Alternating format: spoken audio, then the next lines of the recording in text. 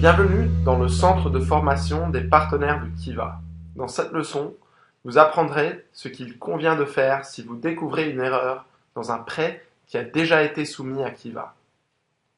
À la fin de cette leçon, vous devriez être capable de comprendre quand vous pouvez résoudre une erreur vous-même et quand vous devez contacter Kiva. Modifier un identifiant de client ou un identifiant de crédit sur le portail administratif des partenaires de Kiva, PA2, et bloquer un prêt sur le site PA2. Veuillez noter que cette leçon s'adresse uniquement aux partenaires fondamentaux et complets.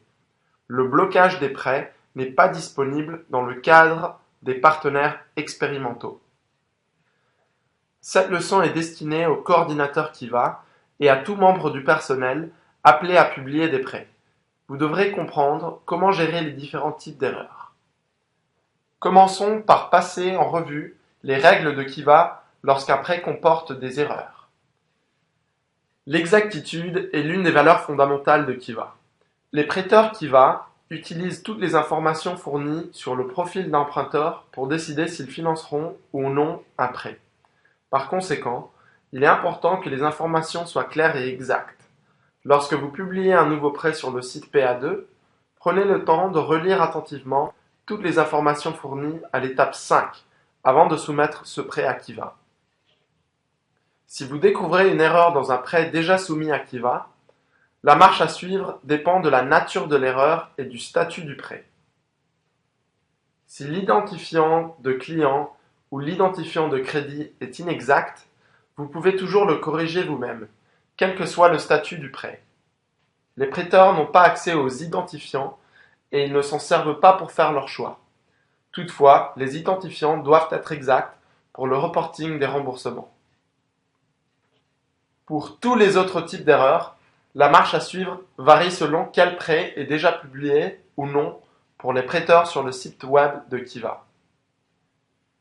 Si le prêt n'est pas publié et affiche encore le statut inactif, vous pouvez bloquer le prêt et résoudre l'erreur vous-même.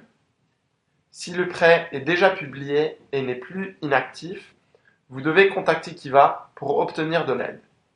Dans la plupart des cas, un prêt publié avec des informations inexactes doit être reversé. Regardons à présent une petite démonstration vidéo expliquant comment modifier les identifiants et bloquer les prêts sur le site PA2. Cette vidéo a été enregistrée sur le système de test de Kiva. Vous pouvez donc ignorer la bannière orange située en haut de l'image. Cette vidéo affiche la version anglaise de PA2. Néanmoins, l'emplacement des boutons et menus est identique dans la version française de PA2. En outre, le narrateur utilise les noms français des boutons et menus, comme vous les rencontrez dans la version française de PA2. Pour vous connecter au site PA2, saisissez votre adresse électronique et votre mot de passe. Imaginons d'abord que vous avez découvert une erreur dans un identifiant de client ou un identifiant de prêt. Rappelez-vous que vous pourrez toujours modifier vous-même l'identifiant d'un client ou l'identifiant d'un prêt, quel que soit le statut du prêt. Pour commencer, localisez le prêt sur le site PA2 et cliquez sur le bouton « Modifier les identifiants ». Saisissez l'identifiant de client et ou l'identifiant de prêt correct, puis cliquez sur le bouton « Enregistrer les identifiants ».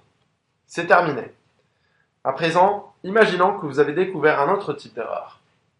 Supposons par exemple que vous avez fourni des informations inexactes dans la description, que vous vous êtes trompé dans le calendrier de remboursement ou que vous avez téléchargé la mauvaise photo.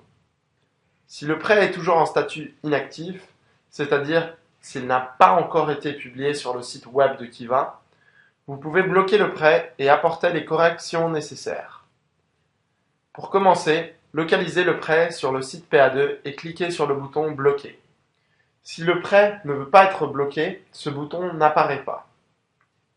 Expliquez pourquoi vous bloquez le prêt, par exemple, téléchargement de la mauvaise photo. Kiva lira ces explications, donc soyez aussi clair que possible. Cliquez ensuite sur le bouton « Bloquer ». Le prêt est à présent bloqué.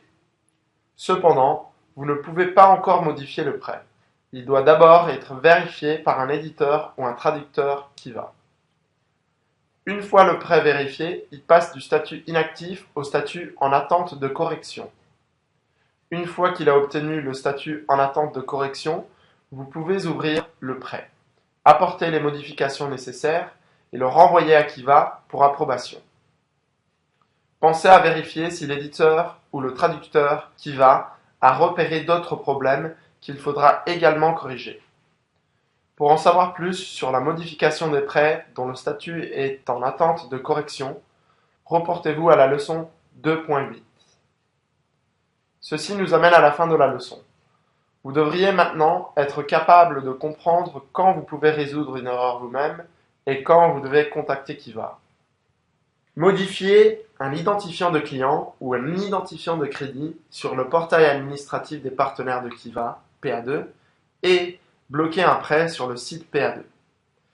Merci d'avoir complété cette leçon du centre de formation des partenaires de Kiva. Nous espérons vous revoir bientôt.